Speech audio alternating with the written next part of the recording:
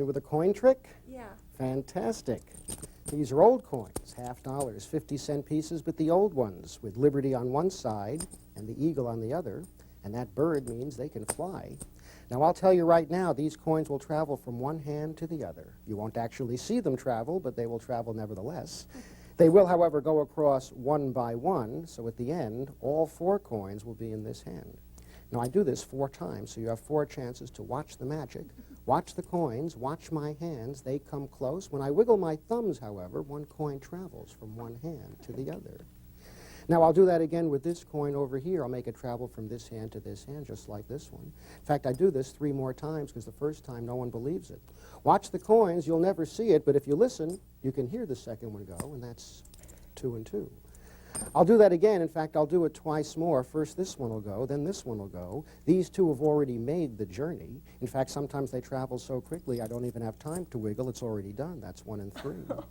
Now, I need your help for the last one, Corrine. Would you hold out your right hand for me? Thanks a lot. How many coins do I have? You have 4. And how many coins do you have? I have none. I'll take 1. You hold the others. Turn your hand over. Don't let them get out. Watch my coin go right through the back of your hand, right inside. Take a look because you have 4 coins. 4 coins. Thank you very much. In the world of fake coins or gimmick coins, the coin that is second in popularity next to the double-face coin, the copper-silver coin, is what's known as a shell coin. And this is a coin that has actually been hollowed out. A real coin is taken, the coin is hollowed out on a lathe, and then in the old-fashioned shells, the edge of the coin was stretched by hand, which is why some shells were very deceptive and other shells were very poorly made. There was a serious quality control problem. But if the shell was well made, there'd be a very, very slight flare to the rim all the way around the coin, but that flare enabled the shell to cover a regular coin. Now, before they found out how to expand the shells, they would actually take a regular coin and reduce the circumference of the coin and then remill it so that a shell would fit over it without having a flared edge. But then that required a special coin to fit in, so magicians tried to figure out a way to actually expand a shell so it would fit over any coin, and that's what this is. However, even these coins can vary in quality because sometimes the flare on the edge is very obvious. And then about 15 years ago, somebody in Europe invented a brand new way of making a shell where the coin itself is actually expanded before it was machined out. And this gives you a shell with an absolutely perfect rim that is absolutely perpendicular to the surface of the coin all the way around the coin. And these are absolutely perfect shells. They fit over other coins, and they're very, very deceptive. And the best part is that these new shells are available in magic shops all over the world so that now you can procure one of them and you can do these shell coin routines. The first routine I'm going to teach you is the coins across, which uses 4 half-dollars, 50-cent pieces. These are the old Walking Liberty coins, but you can do it with Kennedy halves or Franklin halves or silver dollars. Shells for all these coins are obtainable in any reasonably well-stocked magic shop. Now, in the world of shell coins across, and there are many routines in print, there is usually a great deal of reverse counting of the coins from one hand to the other and then back into the original hand. This was always necessary to reposition the shell so that you could continue the routine. Or you would have to openly transfer coins from one part of the stack to another, again, to reposition the shell so you could continue the routine. Or you would have to do hand ping chen moves, or transfers, or drop the coins and pick them up again.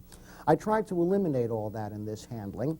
In fact, if you remember during the performance, the first 2 coins that went across, the left hand just opens and closes. It's actually very, very clean. The handling is very, very convincing.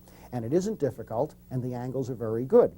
There's also a noise problem with shells. This cannot be avoided. You can hear that noise problem because the shell is no longer solid. It's been machined out and simply does not have the same sound as real coins. I've tried to minimize the sound problem as well in this routine by keeping the shell always on the lowermost coin of the spread so that there are 3 real coins on top so that it sounds all right. So that's the shell on top of the lowermost coin. I could take off the top two and show the tail side of these coins, and I point out that there's an eagle on this side, and there's liberty on this side, and that bird means these coins can fly. Now you do something which normally you'd be a bit reticent to do in any kind of a magic effect. You actually break one of the fundamental rules of magic in this routine, but the handling is so clean it permits you to do that. And the rule that I'm talking about is you actually tell the spectators what you're going to do before you do it. And in this case, I say the coins will travel from one hand to the other. They will go across one by one, and I actually pick up one of the coins and illustrate this is the coin that's going to go. And at the end, all four coins, and it's very important that you show both hands, palm up, at the same time. Use the shell so that people can see that you only have apparently four coins, which is exactly what you claim. Your pattern line is all four coins will be in this hand, and when I say this hand, I classic palm the $50. Now I pretend to hold the coin behind the fingertips, and I pretend to replace it right back on top from where I took it. And here comes the move. It's used twice in the routine.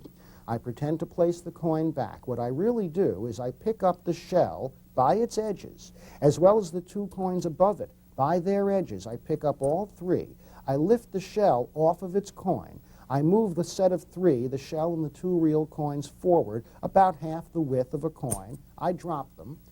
They see four coins. My right hand comes away looking relaxed with the fingers open and flexed, and it's a perfect illusion of showing the coin and replacing it with the others, and you're one ahead. You've already got the extra coin hidden here. That's the shell, second from the bottom. Now you close your hand, which causes the shell to slide over the coin beneath it, nesting the coin in the shell. I wiggle my thumbs because you have to do something to account for the magic. And you open your hand, revealing that one coin is jumped across very, very cleanly, and that is a real coin. Now you do it again, and you say, I will do it again with this coin. And I pick up the top coin of the stack. Remember, that's the shell covering the bottom coin. I indicate this is the coin that will go, and I say it will travel from my left hand to my right hand, just like this one. And using this gesture of pointing to the coin with the rest of my fingers naturally being curled in is a perfect opportunity to press that coin into the classic palm. Just like this one. I pretend to hold it behind the fingers, and I pretend to put it right back on top, and I repeat the same move. I pick up the shell by its edge and the real coin above it. I pick up both, lift them up, move them forward about half the width of a coin, release them. They see three coins. The right hand comes away relaxed with the fingers open and flexed. And again, you're one ahead. You've set it up, and it merely looks like you've indicated the coin that's about to go and replaced it with the others. The left hand isn't picking anything up, isn't putting anything down. You're not doing any transfers. You're not dropping anything. No hand ping chens. I'm very happy with this sequence because it solves a lot of problems. Pick up the coin that's jumped across. As you close your left hand, that causes the shell to slide over the coin beneath it. Now you're going to do the move that magicians like so much, and I think it's a very good move, where you release the classic palm coin, allowing it to drop onto the coin on the fingertips, apparently showing the exact moment that the coin is jumped across, and show two coins in each hand. Now the move that I just taught you with the shell won't work with two coins.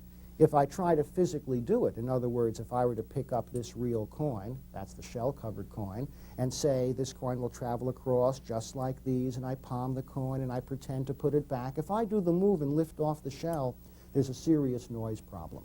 It just doesn't sound right. So you change methods. Two coins have jumped across, you set these coins down. That's the shell-covered coin. I hold that in French drop or spellbound position at the tips of the right fingers. And I say, this coin will go across first. That's misdirection. I allow the real coin to drop out of the shell into the finger palm position. That's a standard move. It just drops out. That's accomplished by relaxing the grip of the thumb, not the fingers, of the thumb, so that the coin falls toward the fingers into a finger palm position. I snap the shell up to a vertical position, place it next to the other coin quietly. Pick up these two coins in the right hand. You still have one coin finger palmed. Both hands look exactly the same. It's a very balanced position. And to cover the bad noise of the coin sliding into the shell over here, I simply drop and catch both sets of coins at the same time so that the good sound from this hand covers the bad sound from this hand. You catch both sets. The noise is covered. Wiggle your thumbs. and show that the third coin is jumped across very, very cleanly. Now, to make the last coin travel, remember that's the one that travels into the spectator's hand. Jeff, I need your assistance. I need your ever-popular right hand. That's the shell-covered coin right on top of the stack with the shell right on top of the coin. Now, there are many ways to accomplish this next sequence, where I apparently give someone 3 coins, but I really give them 4 coins. What I'm teaching here is probably the easiest, the safest, and has the best angles of all the versions I know. Now, I asked Jeff, how many coins do I have? 4 coins. 4 coins. I could easily say that I have 4 coins, but I feel it's a bit more convincing if I can get Jeff to say it. And since I know he will, it's not a bad thing to do at this point. He says, I have 4. How many coins do you have? I don't have any coins. None. Now, I don't really lift the shell off of the coin. What I really do is grab the shell and lower my right hand away, lowering the other coins, immediately turning the hand inward, catching them in a stack at the fingertips. The shell is immediately snapped to this position, making it easier for people to see. I place the coins onto his right hand. I close the fingers. I turn his hand over. Again, my right hand to his right hand for the same reason as I explained in the other effect, because you don't want to cause the spectators any serious discomfort. So I place the coins into his hand. He has 4, but he believes he has 3.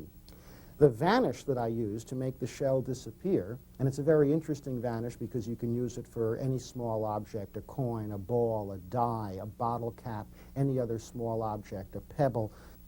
It's a very convincing vanish because apparently it shows both hands empty before he opens his hand. And it's based on an unusual principle, a rare principle in magic. I'm sure you've all heard of it, but you rarely ever get to see this particular application.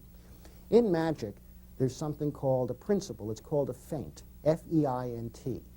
And this is something that magicians use if they're worried about being caught performing a particular sleight. And the feint is, it means that they do the move for real the first time. If I want to make this shell or a coin disappear, I place it in my hand for real. That's the feint. It gets you accustomed to the action.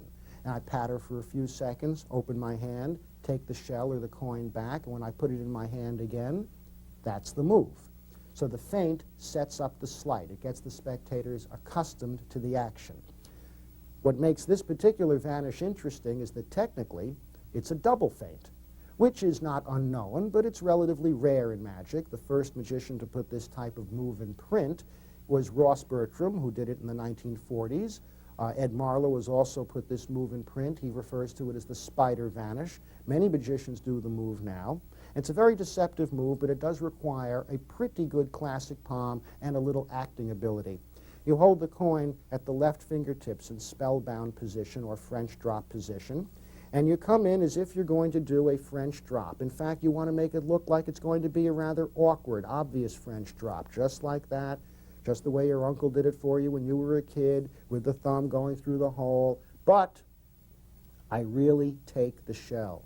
I actually take it. Even though this hand tenses up a little bit, you want the spectators to think it's here, but you really do take the shell. That's the first feint.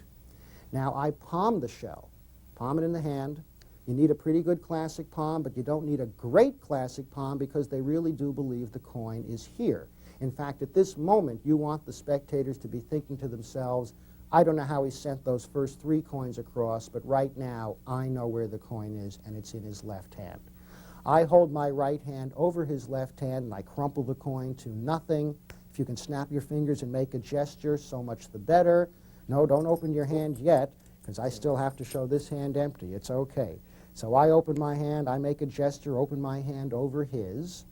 Now with this hand, when you open this hand, because this is where the spectators are going to look as soon as I do this, they're going to be very fooled because they really believe the coin was here. So you have to be nice when you open this hand. Don't do this when you open your hand. It won't be appreciated. In fact, if you notice, when I actually performed the routine, I said, watch the last coin go right through the back of your hand, right inside. That little gesture is all that's necessary. Everybody sees your hand empty. Spectators are far more observant than most magicians believe. Jeff opens his hand, he reveals 4 coins, and you've done a very convincing, very clean, very angle-proof, and not too difficult coins across using the expanded shell. I think it's important to spend a little time on the proper care and feeding of your expanded shell. Remember, shells are very delicate. They've been hollowed out. They're very, very thin. You know, when the first shell was made, and there is very tantalizing evidence that Johann Nepomuk Hofzinser, the great Viennese card expert of the last century, it's a possibility that he invented the shell. There's actually a letter in existence where he talks about making a hollowed-out thaler. Now, thaler was a coin used at the time. Our word for dollar comes from the word thaler, and that certainly sounds like a shell to me, a hollowed-out thaler. And even in Hofzinser's days, shells are delicate. They're only about maybe 12 to 15 one-thousandths of an inch thick, and the edges can be very, very easily dented. And if you just drop a shell onto a wooden floor, or worse, onto a marble floor or outside on the street, it can dent. And then the coin won't fit inside. Or worse, the coin will fit inside and it will get stuck and you won't be able to remove it. There are several ways to get the coin out. The original method was what everyone is told when they purchase a shell, is to put the coin with the shell over it, locked into place because you've dropped the shell and it's now fitting improperly. You can drop the coin into a glass and shake it up and down, cupping your hand over the mouth of the glass. This will sometimes separate the shell from the coin, but it can also cause more damage than good because the glass is actually hard and it can dent the shell on its own. A much better approach is to shake the coin in a plastic glass. That way, a plastic tumbler. In that way, the coin can still be separated from the shell, but no damage will be done to the shell. The best way to separate a coin from a shell, however, is to use a bang ring. This is a standard item available in any magic shop, and it's for use with other gaffed coins. Gaffed coins that not only are using shells, but have inserts that slide into the shells and lock in place intentionally locked in place so the coins can be handled and examined by a spectator, and the only way to remove the insert from the shell is by placing it into the bang ring and then banging it on a hard surface, which will dislodge the insert from the shell. This will also work if a real coin gets caught in a shell. Use the bang ring, set it on top. There's a very, very tiny lip inside that will support the shell but not the coin. And this way you can bang it on a hard surface, the coin will be dislodged, the shell won't be damaged. When you are not using your shell, the best place to keep it is over another coin. That way, should anything happen, the shell won't get banged around in your pocket. If the shell does happen to become out of round, which can happen where it will fit over a coin, but it kind of hangs up in certain places, it doesn't turn freely, then I suggest placing a real coin into the shell and then rolling the shell on a hard surface like a piece of marble or a piece of metal. This will bend the edge of the shell to conform to the coin. Do this all the way around and then use the bang ring to get the coin out if the coin is still stuck inside.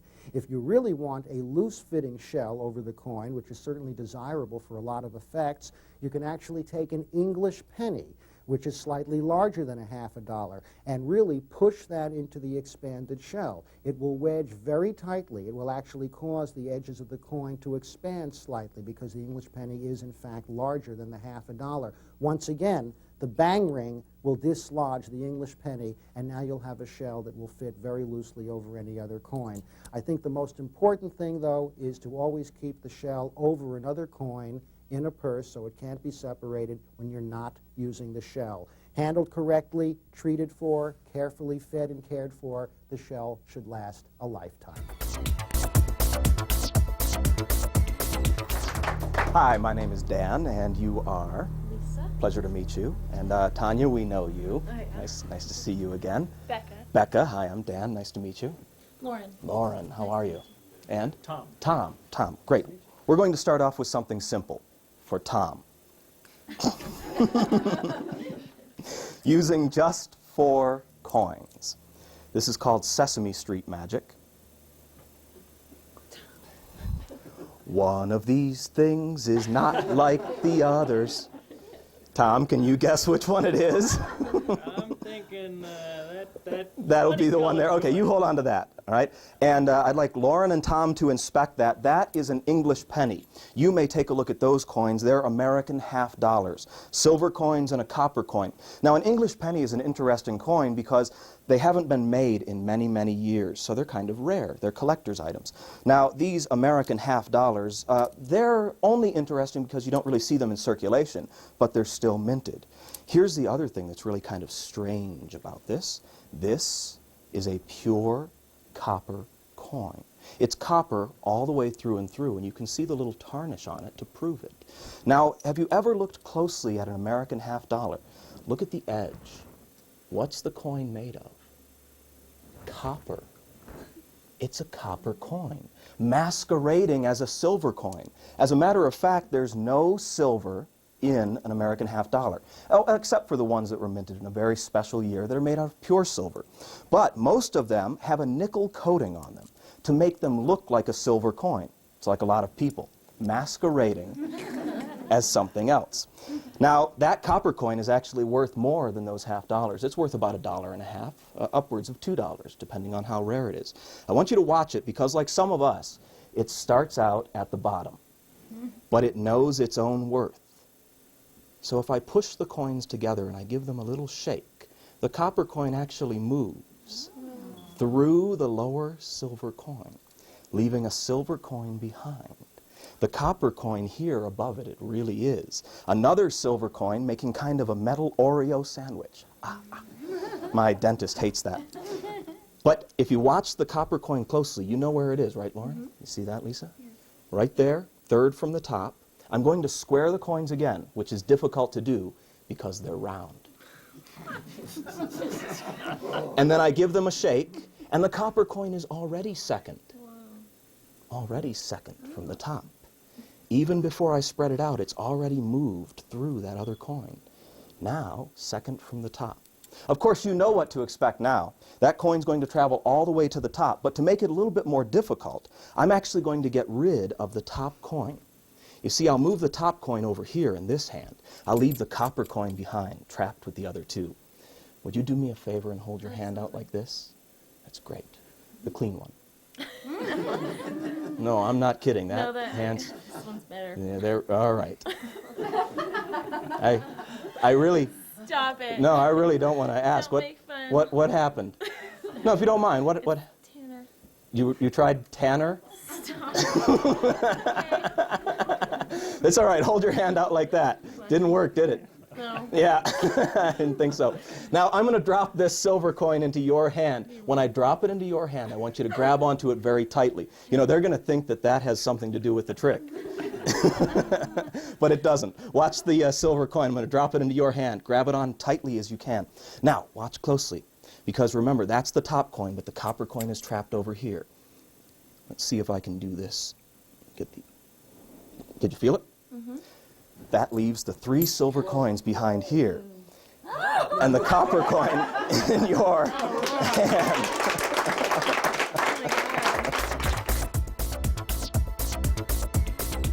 And we'll start off with the coin trick that's known as rising dough. This is an ambitious coin effect. You just have a regular coin purse and these 4 coins. Copper, silver, silver, silver. Now, what you actually have is a shell, 1 half-dollar shell. I like the deeper shell. You can use pretty much any one that you can find to work with this. And you want to have your silver coins polished and your copper coin tarnished. So you just kind of let the copper coin age naturally. And the silver coins are polished up as much as you can, so you have a nice shine to them. Now, as you're displaying them, you're going to have them examined. If you need to hand out all of the coins, just palm off the shell, and you can hand out all 4 coins. Then when you get the 3 silver coins back, just add the shell back on top and put the copper coin beneath. The beginning position is the shell coin is on top, 2 regular silvers beneath, and the copper at the very bottom, and they're in this stair-stepped fashion. So the topmost coin back here has the shell on it, and all you do is show the copper coin, show the next silver coin, show the next silver coin. Now what's going to happen is you're going to drop the coin out of the shell. Now right now I've got these fingers out of the way so you can kind of see what happens here. Those would normally be in the way for the audience perspective, and the coin would be seen this way. What really happens is the coin falls out of the shell onto your fingers, and your little finger catches it from falling. So it's a very simple action as you're displaying the other 3 coins to just release this one, and it drops right onto your fingers, just like so. Now the other 3 coins are placed beneath the empty shell, and as they're placed beneath the empty shell, you reach your index finger of your left hand behind the dropped coin and pivot it up against the back. Now all of the noise that it makes is natural because when the coins hit one another, they naturally clink together. Now the position is, from the top it looks like 4 coins, from the bottom it's an empty shell, 3 coins, and a 4th one hidden at the bottom. So you're in this position. What's going to happen now, you actually in effect have 5 coins. You have this hidden one down here at the bottom. But as you push the coins together, the shell will nest on the second coin, and that hidden coin at the bottom comes into view, so it looks like the copper coin moves up through the 3 visible coins. It's really very easy to do, and you're going to repeat exactly the same thing again. All you're going to do is take the silver coin, the copper coin, the next silver coin, and drop the coin out of the shell, pivot it back into place underneath. Looks like 4 coins stair-stepped. One's hidden underneath like that. They're pushed together. The shell nests on the topmost coin, the bottom coin comes into view, and the copper coin apparently moves to the second position. You'll do the same thing for the setup, but you're going to be moving the top coin off to one hand. What actually happens is as you show these 2 coins and the copper coin and you do the same drop, when these are returned and that coin is added beneath them, when you nest the coins, the copper coin will nest inside the shell. This is something you're going to have to make sure that your copper coin nests in the shell without snugly fitting in it so that it can't come back out. You could also use a Chinese coin there, any different coin that will fit in the shell but will still be able to drop out. Now as you square the coins, they're placed in your left hand. The copper coin is now nested. If I were to spread the coins, all I have are 4 silver coins. It's not the effect I'm going for, and as a matter of fact, I wouldn't suggest it. It'll mess up the effect. But you square them together, and then as you kind of close your hand into a fist, at the same time you push that coin out. So it's not seen that the copper coin, which is supposed to be here, is not there. The hand's closed, and the shell and the copper coin are pushed out together into this hand. Copper coins nested in the shell, pushed off of the top into the waiting fingers of the right hand. Now I shake my left hand, and I say that the copper coin is there. Copper coin's actually nested in the shell over here. Now, I'm not going to show it yet. Instead, I shake like this. Then I have the spectator extend her hand, and as I turn my hand over to drop this coin, I'm going to palm off the shell. So I palm the shell, I drop the copper coin into her hand, and she grabs it in a tight fist. I'm taking away all of the evidence in my hand. I'm palming the shell away. So I take away all of the evidence. She's left with the copper coin. I'm left with 3 silver coins, and I just act like I'm getting the copper coin to go there. I show the 3 coins, and everything that remains can be examined, and it looks like exactly what you started with because you've taken away the only gimmick. And that's rising dough. Corrine, would you like to see a genuine eye popper that takes less than 15 seconds to perform? Yeah. Well, I'll do something for you with these $50. Take a look at those glasses. Make sure that they're solid, they're real, because that part is important for this effect. They are solid, they are real, they most certainly are. Yeah. Watch very closely. We're going to put these coins into the glass, and I'm going to hold it right above the other glass. Don't blink or you'll miss it. Are you ready? Watch. 1, 2, 3. I went right through the bottom. Right through, and I end up with a coin in each glass.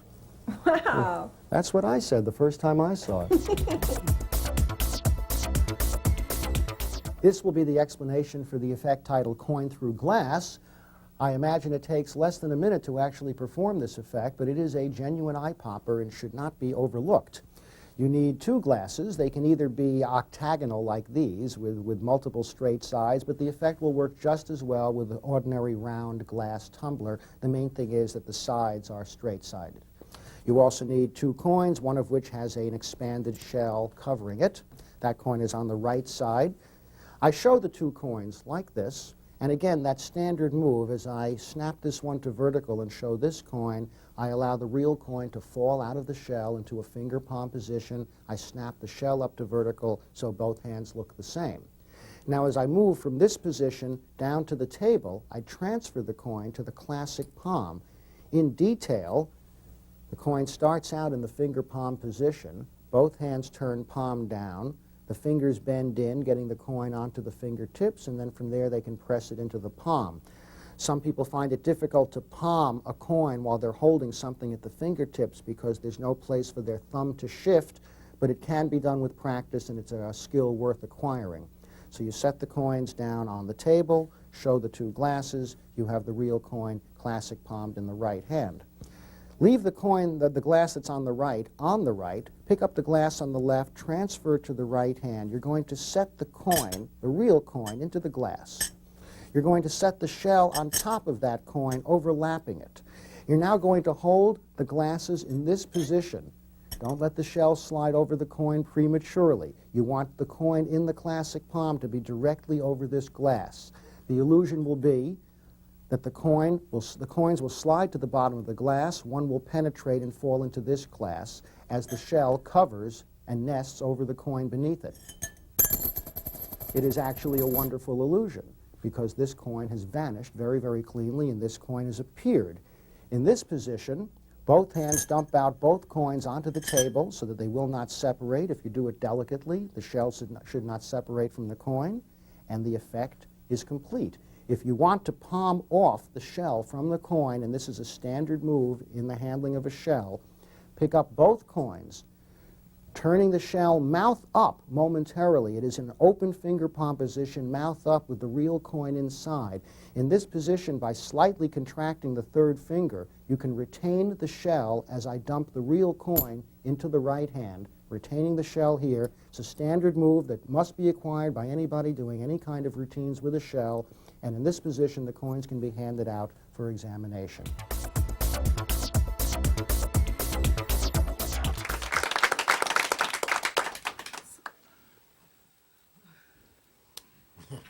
Oh, right then. Right. Take it out. Take the money out. Take the money out. Okay. Yeah. There we are. What have we got? 2, 3. 3. Now, this time, it's very important that you do examine the purse very carefully. Because of what's going to happen in a minute, people are going to say, was that an ordinary purse? Oh, wow. I didn't quite mean that examinable. You know, I didn't. That's fine. Yeah, it's empty. Well, it was fine. It's not fine anymore. Look at my purse. Yeah. Was he normally like this?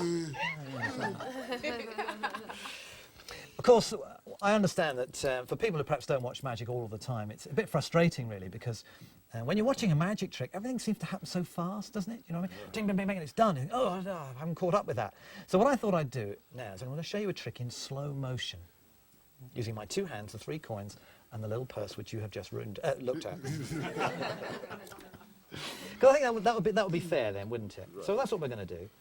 And to begin with, I'll do this very close. I'm not going to use the purse to begin with. I'm just going to use my 2 hands and the 3 coins. I'm going to take one of them, just place it into my hand like this. There's one in my left hand, one in my right hand. Watch. Slow motion. Kaboom.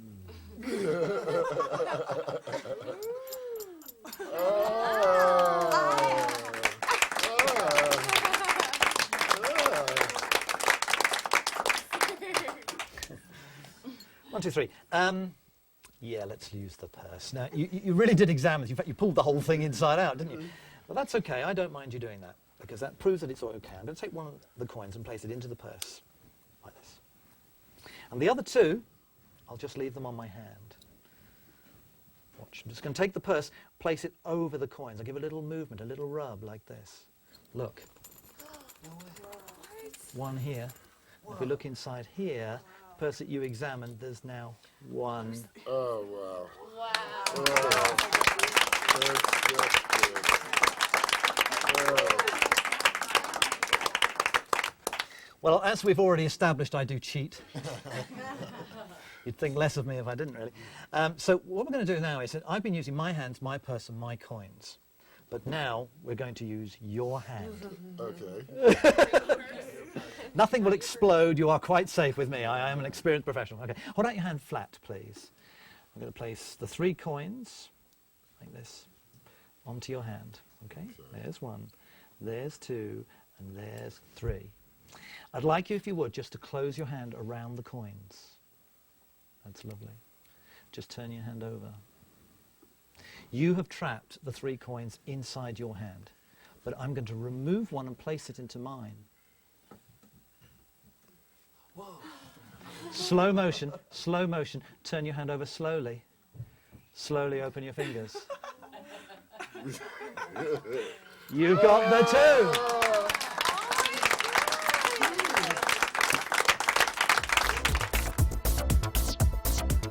You need your lady's purse again, and in fact, occasionally I will, because there are 3 coins, ungimmick coins, and a purse, I can actually put this following on from the security pen. I don't always do that, just occasionally if I feel they'd really like to see some more, because it's all the same props. But you do need one extra thing. You need an expanded $half-dollar, well, if it's $half-dollar coins, you need an expanded $half-dollar shell for this. I use very few gimmick props when I'm doing things for lay people, but this is one that I do. And it's what accounts for the cleanness of the actual handling. So I tend to start off with the expanded shell in my right pocket, and the other 3 coins are in the purse. And at the beginning, I get the spectators again to look at the purse, they tip out the coins, and I say, look, really examine this purse, because in a minute we're going to use this purse in a way that, and you're going to think, I bet there's something special about that purse. So really have a good look. The reason I'm doing that is because I want to give myself a little bit of time. While I'm speaking, I just take my right hand, casually as I often do, stand while I'm talking to them, grab the shell in my fingers, pick up the pile, and just place the shell, bold as you like, on the top, and just place the whole lot down. So the shell is now on the top. So I leave it on the table. That's okay, is it? Yeah, fine. So I take the purse back. So we're going to use that in a minute. Pick up the 3 coins. This is the shell-covered coin, then one of the ordinary coins, and then a 3rd coin, in a little sort of spread across my hand like this. And I explain that we're going to do something now using my 2 hands, the 3 coins, and the purse. And it's all going to be in slow motion. I'm just going to reach across and grab all 3, if you like, coins in this sort of grip and lift them away, leaving the bottom real coin behind, of course. This, of course, you necktie it, you turn it towards yourself, and you just drop the 3 coins out onto the table like this. And then I kind of stack them up. Real coin, shell, real coin. And I explain that I'm going to do this very slowly. Watch. Take 1 coin, right hand comes across, you genuinely pick up 1 coin. This one, in the meantime, I've sort of maneuvered it so it's pretty much over near my little finger, so that when I put the next one in, there's room for it to be next to it without the 2 talking one against the other. So you pick this one up, show it, place it into your fist. Show this hand very slowly, show it empty. Now I'm going to come back here and I'm going to slide the shell over that coin as I pick it up. But what I didn't like when I do this for lay people is that they watch sometimes really carefully, and all the attention was down here. So I thought, okay, we need to create a distraction. So I put 1 coin into here, and as I come down for the second one, I'll say, so I've got 1 in here, and I look up and just move my hand. Just a little movement like that. That's the moment, and 1 in my right hand. And it's amazing. And I've watched magicians when I've done this for magicians, and I've watched them, and as soon as you do that, they go, and their eyes move. And that's the second one I'd nest it. And it just gives you that extra little bit of cover. So a little bit of misdirection. So then you sort of do this. Bing. Just let the 2 coins rattle in your hand. Open them up slowly and show you now have 2 over here. You immediately pick up the shell-covered coin, place it underneath the other 2, and lay them out so they can see them again on your hand. And this time you're going to pick them up with your left hand, exactly the same as before, but leaving the bottom real coin in your right hand. 1, 2, 3. So this time we're going to use the purse. Now this hand which has got the coin, your right hand opens up the purse, and I wanted to load the coin inside. And I was trying to find moves, you know, sort of clever ways to do it. And I suddenly realised the most obvious thing to do was just stick my fingers in the purse. But I had to have a reason to stick my fingers in the purse. And the reason was, I said, now, I say to the spectator, now you examine this. In fact, you know, you really made sure there was nothing inside. So you do this, as if to say there's really nothing inside, and then just bring my hand out, leaving the coin behind. It works. So now I've got one ahead. I've got one inside there. So I pick up one of the real coins and just place it. Now actually the one of the coins is down in this corner down here. So I put this one up in the top corner like that. So they're kept apart. Shut the purse. In fact, you can even shake it if you want. If you hold on to it here, this one rattles, this one stays still. They don't talk. You place it down. You then pick up the real coin and you nest the shell halfway across it. There's the shell, there's the real one underneath, of course. You pick up this, show it, it'll rattle if you want. You bring the purse across, and as you bring it across, just tilt your hand slightly, and it does that. You hardly need to do anything. You just go like that and move it very slowly away. And immediately, I want to take attention of this. They can see there's one coin, but I don't want them to study it too carefully. So I go, so suddenly the attention's here again. Ah, they can hear that there's 2 coins inside. They knew there was only one a moment ago. You'd only shaken it seconds ago. Now suddenly it's making a noise. You just reach inside and you bring out very slowly 1, 2. So 1 has apparently penetrated through the purse they've just examined. You shut the purse and you take it and you place it away in your pocket like this. The last time you pick up the 3 coins. Once again, the shell is here. Real coin, real coin. Same move as before. Pick this up. Only this time you see you're going to put it into a spectator's hand.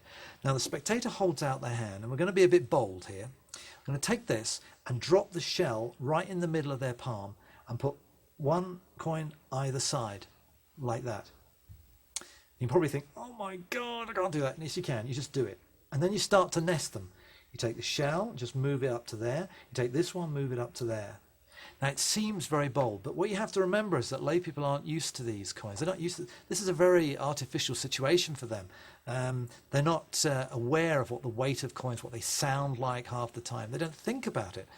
So you've got a lot of leeway here, and you don't leave it for too long. But the fact that it's in their hand is very good, I think. So you say, look, you've clearly got all 3. You then bring your own hand over and slide them up, and as you do, obviously you just make sure that the middle coin nests over the bottom coin. You close the hand, you get them to turn the hand over. So now those 3, but really only 2 coins are in their hand. Meanwhile, of course, if you remember, you've got this one in your hand, actually classic palming. And you say, I'm actually going to try and remove 1 coin and place it into my hand. Oh, sorry, I've done it already. Look, I now have 1 here. And this is really important. And this really was how I started on the idea of doing the whole thing in slow motion. What I don't want the spectator to do is to turn their hand over and open it quickly. Because if they go like that, they might jump the shell off the coin. And I don't want that. I want them to do it slowly. So the whole justification of slow-mo, I say, turn your hand over slowly, in slow motion, open your fingers. And as they do, the top coin always slides off the shell, covered coin. You very quickly, but not too quickly as if it's important, you just come across and you pick up both coins. So yes, you've got the 2. Here's the other one. And then just to clean up, the shell is on the top here. I grab all the coins and drop them apparently into my hand, but retain the shell. I'll then immediately go to my pocket and say, if I could give those coins to you, if you'd be kind enough just to drop them back into my purse. So now he's got the coins and he can drop them back into the purse. He knows there's no extra coins, your hands are empty. Oh, and also it resets the trick. 3 coins in here, shell in your pocket. So those are the 12 master routines. Yeah, 20 years, as I said at the beginning, ridiculous amount of time to put 12 routines together. But they are quite involved, and I didn't want to just bring out tricks for the sake of adding to the series. I wanted things that I felt were substantial. A lot of these tricks I use in my commercial work. And as I mentioned earlier on, you have to pick the right place to do these tricks. Some of them are not suitable for everywhere. You have to think about it. But hopefully it's provided some new magic for your repertoire, and I hope you've enjoyed it. Thank you for watching. Green? I'll show you a genuine classic of coin magic with these 4 half-dollars in this double shot class. The idea is simple, to make these coins go right through the table, one at a time, by magic. That's 1, 2, 3, 4 coins. One hand goes under the table. One hand stays on top, and I use the shot glass to cover the 4 coins. And if you watch and don't blink, sure enough, did you hear that? Yeah. That's the sound of a coin going through a table, because sure enough, that's the first coin, leaving me with only 3 coins on top. Now, I'll do that again. In fact, I'll do it 3 more times, but the idea is the same, to make these coins go right through the table, one at a time, by magic. That's the first, second, 3 coins to go. This is the first one. It'll act sort of like a magnet for the second one. I cover these 3 with the double shot glass. And if you watch and don't blink, did you hear that one go through? Because sure enough, that's 2 coins through the table, leaving 2 coins above the table. The coins are actually passing right through the solid tabletop. 2 coins have gone, 2 coins are left. These 2 go under the table. These 2 stay on top. Watch the last coin go right through. Sure enough, that leaves just 1. That's a miracle right before your very eyes. And 3 have gone through the table.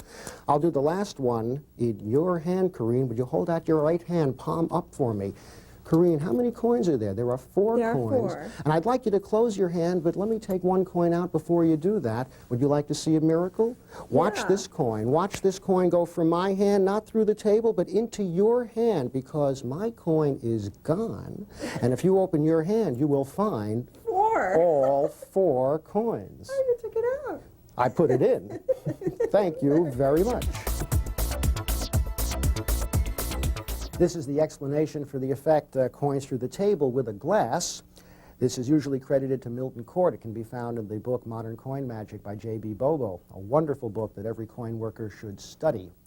You need 4 half-dollars, one of which is covered with an expanded shell, and the 4 coins are in your hand at the beginning. They are displayed. That's the shell-covered coin on top. You can transfer these, which reverses their order. Now the shell-covered coin is at the bottom. Place them on the table, spread them out. The actual move that you're going to be repeating several times, it's a move that's timed with a patter line. The patter line is the coins will go through the table as your left hand taps the table, indicating the spot where the coins are going to go through. Remember, that's the shell covering the lowermost coin. The right hand grabs the stack, drags it back to the edge of the table, and as the left hand comes in front and taps the table, saying the coins will pass through the table, you simply keep moving, and the coin will fall right out of the shell into your lap, and now you're in the wonderful position where you can keep going and drop the 4 coins on your hand, and they still see 4 coins. The lowermost coin is the shell. Now, here are the transfers that are sometimes unavoidable in certain routines using shells. I've got to get that shell on top of the stack, but in this case, you have a natural reason for doing it by placing the coins onto the table one by one in an overlapping row, and the shell goes on next. Put the shell down carefully so that there's not a serious noise problem. So you have 3 real coins, 1 shell, the other 4th real coin is in your lap. You place your right hand underneath the table. Do not pick up the coin on your lap right away. Everyone will notice this. Instead, go all the way under till your forearm hits the table edge. In this way, you can double back and pick up the coin on your lap. My fingers are actually all the way back here, but in this position, they appear to be over there. That's very important. You go under with a straight arm until your forearm touches the table edge. Now you can back up, pick up the coin, and no one can detect that. Show a shot glass or a double shot glass. Square up the coins, which causes the shell to nest over the coin beneath it. It's a wonderful illusion. Tap the coin on the bottom of the table, indicating that it has in fact passed through. Show that there are only 3 coins left on the table, a very clean vanish, and bring out the first coin having passed right through the table. Place that aside to your right. You're now going to essentially repeat this sequence several more times. That's the shell-covered coin. That's the real coin. That's the other real coin. Put them on the table. Spread them out. Square them up. Once again, say you will attempt to pass the coins through the table. And using this as the cover, the right hand again drags the stack back, lets the real coin fall out of the shell, drops these right on the hand where they see 3 coins, no discrepancies. They see what they expect to see. Once again, you reverse the order of the coins as you place them on the table so the shell ends up on top. Take the real coin, hold that in your hand, tell them it will act as a magnet to help you draw another coin through the table. Go under the table again, all the way to the forearm, palm that coin in the right hand, double back, pick up the real coin that is on the lap, hold that on the cupped fingers, show the shot glass, cover the coins, allowing the shell to nest over the coin beneath it. Allow the coin to clink and tap them both onto the table to indicate that the coin has passed. Show there are only 2 coins left and bring up 2 coins from under the table. Place those off to the side. 2 coins have passed, 2 coins are left. Again, have the shell-covered coin on the bottom with the real coin on top. Once again, explain the coins will pass through the table, and using that cover, draw the 2 coins back, let the real coin fall out of the shell, show the 2 on your hand, everything looks the way it should. Reverse the coins, placing the shell on top, cover them with the glass, but before you do that, pick up these, go under the table, double back, pick up the 3rd coin, let the shell nest, shake these under the table.